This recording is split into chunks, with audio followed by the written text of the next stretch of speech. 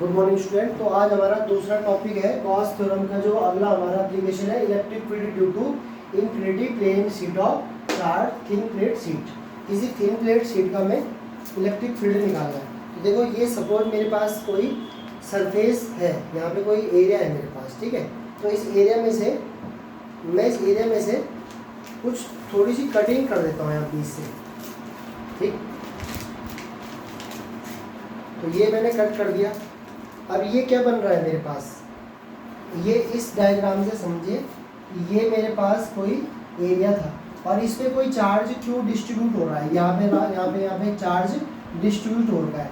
और इस पॉइंट से ये जो आपको ये स्फीयर दिखाई दे रहा है, इस पॉइंट से r डिस्टेंस पे सपोज कोई पॉइंट है, वहाँ पे हमें इलेक्ट्रिक फील्ड निकालना है, इलेक्ट्रिक फील्ड कैलकुलेट करना है। तो देखो इसमें ये वाला जो ये जो डायग्राम बना रखा है, ये कोई शीट है जहाँ पे कि प्लस पॉजिटिव चार्ज यहाँ पे डिस्ट्रीब्यूट हो रहा है, पॉजिटिव चार्ज डिस्ट्रीब्यूट हो रहा है एरिया के रिस्पेक्ट में।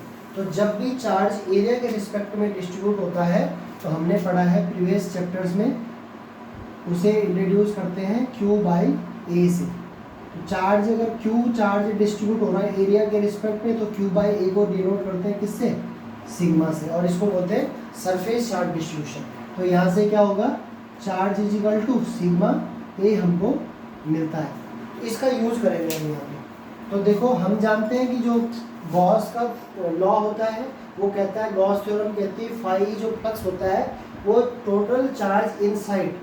अब यहाँ पे शीट है, तो इस शीट में जितना चार्ज डिस्ट्रीब्यूट हो रहा होगा उसको एप्सिलॉन नॉट टाइम से मल्टीप्लाई करके हमें फ्लक्स मिलता है। ये गॉस का स्टेटमेंट है। अब इस स्टेटमेंट से हमें इसका फील्ड निकालना है। तो इसके लिए हम क्या करते हैं, एक इमेजिनरी सरफेस लेते हैं। क्या लेते हैं, इमेजिनरी 3 डायमेंशनल सरफेस लेते हैं। कि जैसे हमने ये जो इस तरह से होल दिखा रखा है, इसको इस तरीके से रखें, ऐसे समझे इसको, और इसके आगे कहीं मुझे एक जो मैंने ये यहाँ पे सर्कल बना रखा और इस तरफ एक सर्कल बना रखा, तो ये मैंने आगे इसको डॉटेड लाइन से इमेजिनरी गॉसियन सरफेस बना लिया। इमेजिनरी गॉसियन सरफेस बना लिया। ये ए पॉइंट, ये इस पॉइंट से r डिस्टेंस पे ये P से इंडिकेट किया गया। यहाँ पे मुझे फील्ड निकालना है, r डिस्टेंस है, ये r है यहाँ पे, ठीक है। तो इलेक्ट्रिक फील्ड की प्रॉपर्टी होती है वो रेडियली आउटवर्ड होती है, आउटवर्ड डायरेक्शन, इसके लिए इस तरफ, ठीक। अब जो हमने एरिया वेक्टर पढ़ा है, क्योंकि जब हम फ्लक्स निकालते हैं तो फ्लक्स जो हमारा निकलता है फ्लक्स वो E डॉट dA होता है, ठीक है। E मीन्स इलेक्ट्रिक फील्ड और dA मीन्स एरिया वेक्टर। तो इसका मतलब अभी हमको एरिया वेक्टर भी समझना पड़ेगा। तो प्रीवियस डेरिवेशन में भी मैंने कहा था कि जैसे सपोज ये समझो कि ये वाला एंड मेरा ये होल वाला पार्ट है, तो इसका जो इलेक्ट्रिक फील्ड अगर उस तरफ है, तो इसका जो इसके परपेंडिकुलर डायरेक्शन में एरिया वेक्टर लाई करेगा, तो ये आगे की तरफ जाएगा, ठीक है। उसी तरीके से यहाँ पे इलेक्ट्रिक फील्ड इस डायरेक्शन में है, तो यहाँ पे सरफेस के परपेंडिकुलर नॉर्मल होता है जो एरिया वेक्टर होता है। तो यहाँ पे हमको दिखाई दे रहा है एरिया वेक्टर और इलेक्ट्रिक फील्ड एक दूसरे के क्या है, सेम डायरेक्शन में। मीन्स हम ये कह सकते हैं कि एंड, ये फर्स्ट एंड और ये सेकेंड एंड, तो इन दोनों एंड में ये फर्स्ट एंड है और ये सेकेंड एंड है। इस गॉसियन जो हमने सिलेंडर बनाया, इन दोनों एंड में ये क्या है, E और A पैरेलल है, तो यहाँ पे थीटा क्या होगा, 0। उसी तरीके से यहाँ पे भी E और A क्या है, पैरेलल है, तो थीटा क्या होगा, 0। तो हम क्या करेंगे, सबसे पहले इस गॉसियन सरफेस में टोटल फ्लक्स निकालेंगे। तो ये होगा total electric flux through cylindrical Gaussian surface.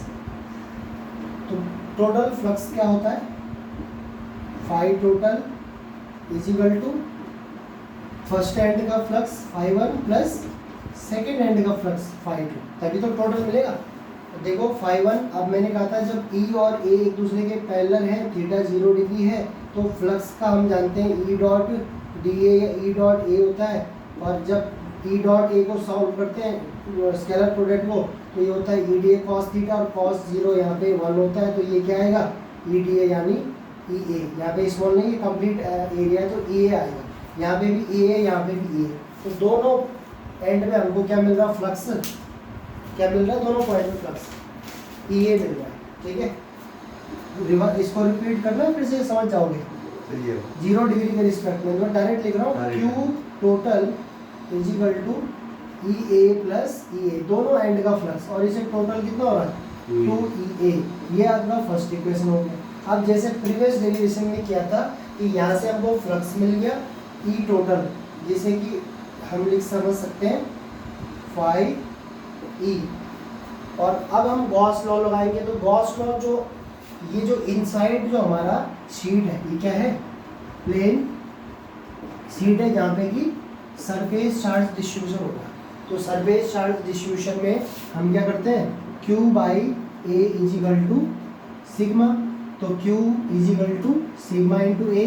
तो Q इनसाइड, इस शीट के इनसाइड जितना चार्ज डिस्ट्रीब्यूट होगा वो Q इनसाइड आएगा सिग्मा ए के। इसका यूज हम करेंगे यहाँ पे, क्या करेंगे, इसका यूज करेंगे। तो देखो इसका यूज हम करेंगे, जब हम इसका यूज करेंगे तो हमको मालूम है according to Gauss theorem, Gauss theorem का स्टेटमेंट कहता है phi is equal to Q inside by epsilon naught. तो क्यू इनसाइड को रिप्लेस करेंगे सिग्मा ए से। क्यों करेंगे, क्योंकि हमें पता है कि जो ये चार्ज डिस्ट्रीब्यूशन हो रहा है वो सरफेस के रिस्पेक्ट में हो रहा है, एरिया के रिस्पेक्ट में हो रहा है। तो देखो इसको आगे बढ़ाएंगे तो ये निकल जाएगा phi is equal to Q inside sigma A by epsilon naught. This is second equation.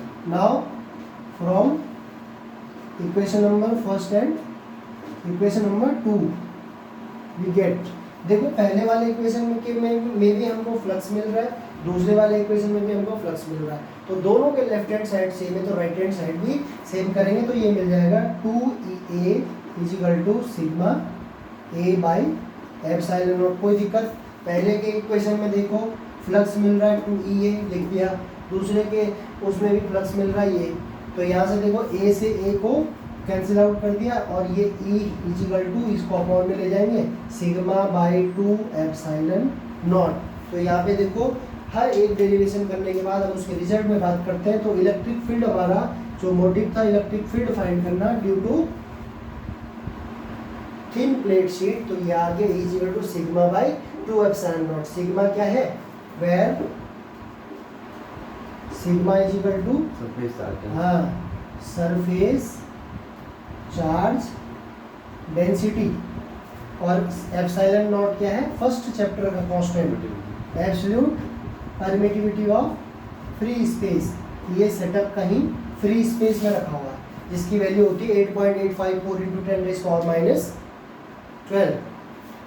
और ये देखो यहाँ पे हमें 2 हम न्यूमेरिक वैल्यू जानते हैं, तो इसका मतलब जो इलेक्ट्रिक फील्ड आता है वो कांस्टेंट आता है।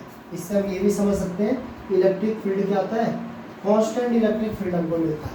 ठीक है, तो ये इस डेरिवेशन में है।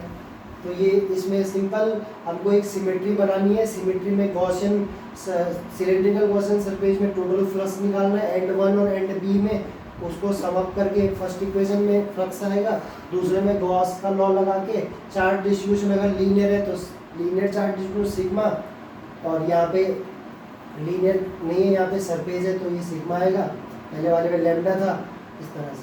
तो ये रिजल्ट आ गया is equal to sigma by 2 epsilon naught. Thank you.